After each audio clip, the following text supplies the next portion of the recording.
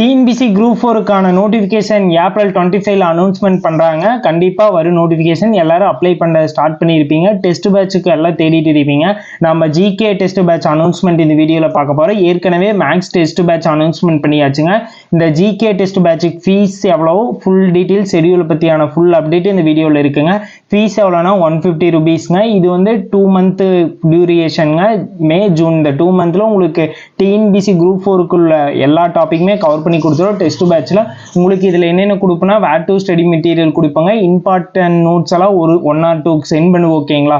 Question வந்து Tamil and இங்கிலீஷ்லயுமே இருக்குங்க. இதுல ஒன்லி உங்களுக்கு சிலபஸ் படி டாபிக் டெஸ்ட் பேட்ச் மட்டும் தான் நடக்கும். உங்களுக்கு நோட்ஸ் எதுவுமே ப்ரொவைட் பண்ண மாட்டோம்.